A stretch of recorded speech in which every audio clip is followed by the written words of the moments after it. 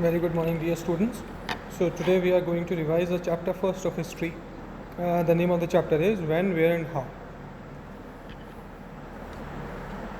So division of Indian history.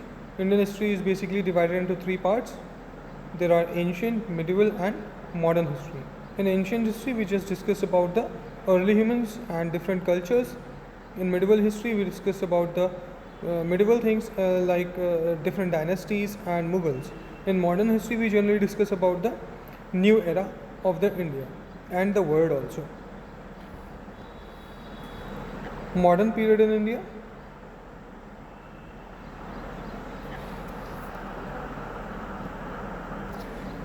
The transformation from the medieval period to the modern period in India is marked by the decline of great Mughal Empire and the advent of British. जो transformation है middle period से modern period India का, वो है decline होना किसके, Mughal empire से. जैसे जैसे मुगल एम्पायर डिक्लाइन होना शुरू हो गया वैसे वैसे मॉडर्न पीरियड आना शुरू हो गया. While the Mughal slowly faded into oblivion many European countries such as Britain and France sought new markets to expand their trade. जैसे जैसे मुगल्स फेड अवे होते चले गए तभी क्या हुआ कि जो यूरोपियन मार्केट्स थी या फिर यूरोपियन कंट्रीज़ थी वो अलग अलग जगह जाकर नई मार्केट्स देखने लगी. They entered India as a trader and set up trading post. However, the British were quick to realize the advantages of having political and territorial control in India. वो एज ए ट्रेडर आए थे India में, उन्होंने trading post को setup किया, लेकिन बाद में उनको रियलाइज़ हुआ कि एडवांटेजेस क्या क्या हैं पॉलिटिकल और टेरिटोरियल कंट्रोल की इंडिया में. They came as Indian East India Company and from trader they slowly took political control and eventually became ruler. वो सिर्फ एक ट्रेडिंग कंपनी बनकर आए थे और बाद में क्या हुआ, वो कंट्री के रूलर बन गए. The architecture structure of the modern period of India are reflective of British influence.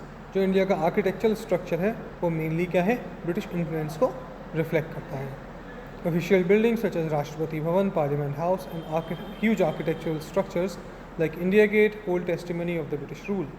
अगर हम अलग अलग तरीके की बिल्डिंग्स देखें जैसे राष्ट्रपति भवन हो गया या फिर पार्लियामेंट हाउस हो गया, तो हम ये देखेंगे कि वहाँ पर आज भी ब्रिटिश रूल की टेस्टिमनी दिखती है. मतलब ब्रिटिश रूल किस टाइप से राज करता था उसकी टेस्टिमनी हमें इजली वहाँ दिखती है. Next there are few terminology which you should know. So first is history. History is defined as a study of past event. जब हम पास्ट इवेंट्स को पढ़ते हैं chronologically, that part is called history. Nationalism is identification with one's own nation and support its interest. जब हम अपने nation को, उसके इंटरेस्ट को सपोर्ट करते हैं, दैट इज़ कॉल्ड नेशनलिज्म. इसको हम दूसरे वर्ड्स में पैट्रियटिज्म भी बोल सकते हैं, देशभक्ति. Next is renaissance. किसी नई चीज़ की शुरू करना, इसको हम रिनाइंस बोलते हैं.